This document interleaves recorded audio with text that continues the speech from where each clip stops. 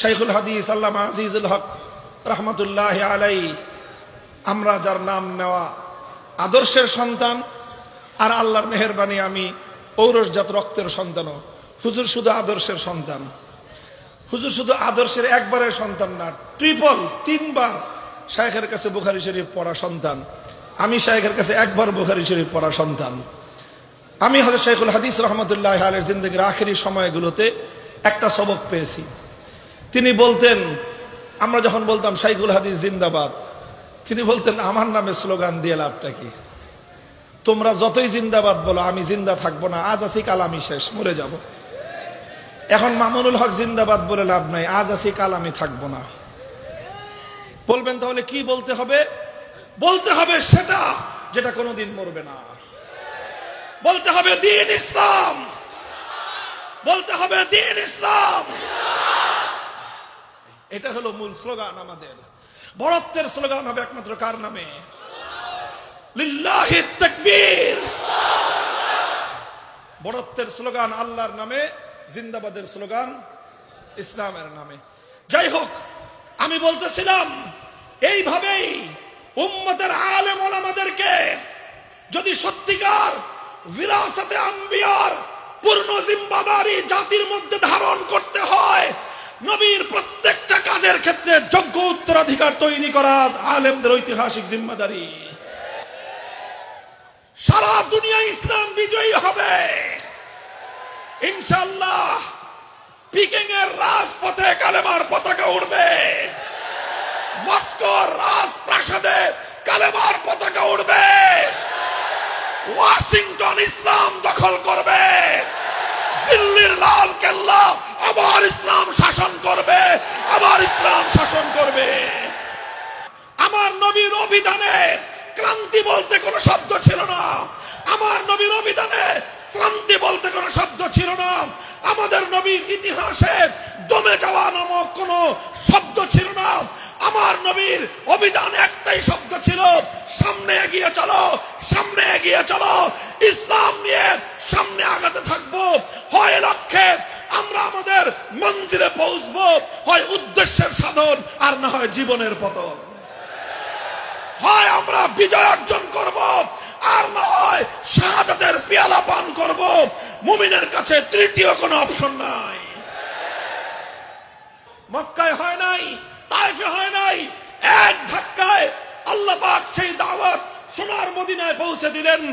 এবছর 6 জন আসলো, পরের বছর 12 জন আসলো, তারপরের বছর 70 জনের নুরানি কাফেলা সোনার মদিনা থেকে আমার নবীর সঙ্গে মক্কায় এসে মিলিত হয়ে তারা বলল, ইয়া রাসূলুল্লাহ, মক্কার মানুষ আপনাকে প্রত্যাখ্যান করেছে, মক্কার মানুষ দাওয়াত গ্রহণ করতে অস্বীকার করেছে, মক্কার মানুষ দ্বীন কায়েম করতে অস্বীকার করেছে, মক্কার মানুষ আপনার দ্বীনকে নিয়ে দাঁড়িয়ে যেতে তারা অস্বীকার করেছে। আসুন আমরা মদিনাবাসী আপনাকে স্বাগত জানাই, আমরা আপনার সঙ্গে থাকব। আপনার মিশন হবে আমাদের মিশন, আপনার দ্বীন হবে আমাদের দ্বীন। আপনার এই দ্বীনের জন্য জীবন দেব, রক্ত দেব, আপনাকে ছেড়ে আমরা একা যাব না। কোরআন কি বলে? আল্লাহর পয়গম্বরের পবিত্র সিরাতের ইতিহাস আমাদেরকে কি বলে? 1 বছর অতিক্রান্ত হওয়ার আগেই আমার নবী ঘোষণা করলেন, ইসলাম শুধুমাত্র শান্তিপূর্ণভাবে তালিম, তাবলীগ আর তাজকিয়ার খেদমতের জন্য দুনিয়াতে আসে নাই। ইসলাম শুধু দুনিয়াতে শান্তিপূর্ণভাবে নামাজ রোজা পালন করার জন্য আসে নাই। ইসলাম শুধু দুনিয়াতে মুসলমানরা নিরাপদে আল্লাহর নাম জিকির করবে, আল্লাহর ইবাদত করবে, এতটুকুর জন্য শুধু ইসলাম আসে নাই।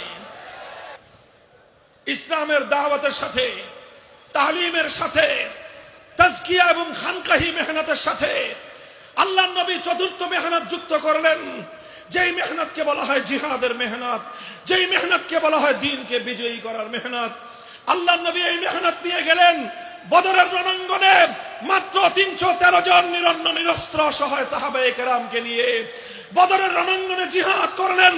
14 জন সাহাবায়ে কেরাম শাহাদাত বরণ করলেন। পরের বছর উহুদের ময়দানে জিহাদের মাঠে নামলেন, 70 জন সাহাবী জীবন দিলেন, শাহাদাত বরণ করলেন।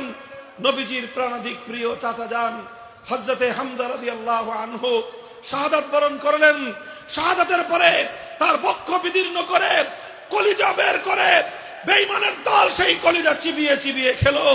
আমার নবীর মাথা ভাঙলো, দাঁত ভাঙলো, সর্বশরীর থেকে রক্ত ঝরলো, বেহুশ হয়ে নবীজি মাটিতে পড়ে গেলেন। এরপরে কি আল্লাহর নবী বলেছিলেন এ কথা যে যথেষ্ট হয়েছে, আর দরকার নাই? বলেন, জোরে জোরে বলেন। আমার নবী কি থমকে গিয়েছিলেন? দ্বীনের নবী কি স্তব্ধ হয়ে গিয়েছিলেন? দ্বীনের নবী কি নীরব হয়ে গিয়েছিলেন? ইতিহাস বলে যে না, আমার নবী দ্বীনের এই মিশনকে নিয়ে আরো সামনে অগ্রসর হয়েছেন। খন্দকের জিহাদে পেটে পাথর বেঁধেছেন। এরপরে মদিনা থেকে একটা একটা করে গাদ্দারির কারণে ইহুদি এক একটা সম্প্রদায়কে দৃষ্টান্তমূলক শাস্তি প্রদান করেছেন। প্রত্যেকটা গাদ্দারির জন্য ইহুদিদেরকে আল্লাহর নবী দৃষ্টান্তমূলক শাস্তি দিয়েছেন। বনু কাইনুকা বহিষ্কার হয়েছে, বনু নজির বহিষ্কার হয়েছে। বনু কুরাইজাকে একদিনে 800 বনু কুরাইজার গাদ্দার ইহুদিদেরকে আল্লাহর নবী মৃত্যুদণ্ড দিয়ে মৃত্যুদণ্ড কার্যকর করেছেন।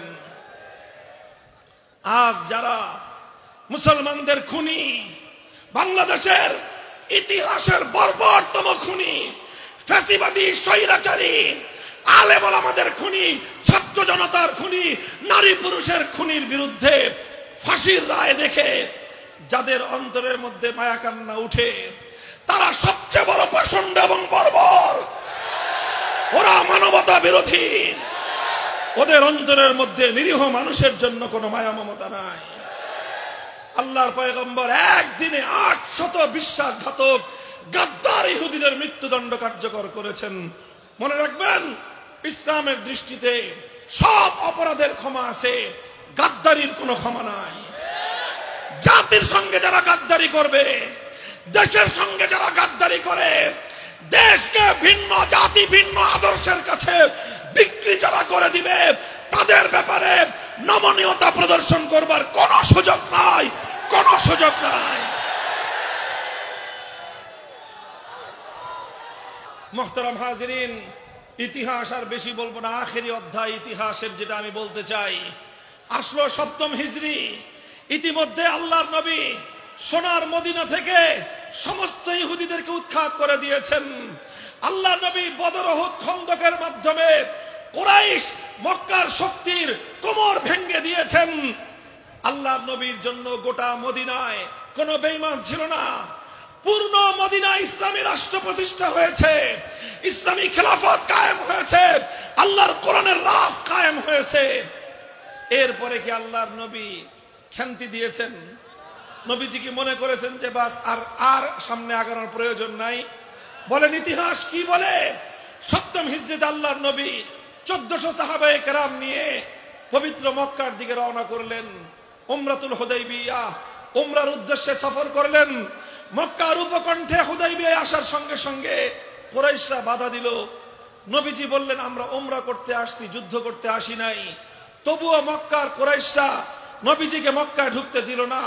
নবীজি সেদিন বললেন, ঐতিহাসিক মন্তব্য আল্লাহর নবীর, নবীজি বললেন, আজ মক্কার কুরাইশরা এমন যে কোনো শর্ত দিবে, যেই শর্তের মাধ্যমে আল্লাহর ঘর বাইতুল্লাহর ইজ্জত এবং সম্মান রক্ষা পায়, সেই শর্ত মেনে নিয়ে আজ আমি তাদের সঙ্গে চুক্তি করব, সন্ধি করব। এটা ছিল আমার নবীর সবচেয়ে বড় রাজনৈতিক দূরদর্শিতা সম্পন্ন দৃষ্টিভঙ্গি। এটা ছিল আমার নবীর জিন্দগির সবচেয়ে বড় রাজনৈতিক প্রজ্ঞাময় পরিচয়। আল্লাহর নবী রাজনৈতিক প্রজ্ঞার পরিচয় দিলেন, আল্লাহর নবী রাজনৈতিক দূরদৃষ্টির পরিচয় দিলেন। বাহ্যিকভাবে অনেকেই মনে করেছিল নবীজি হুদাইবিয়ার সন্ধির মাধ্যমে নতি স্বীকার করেছেন।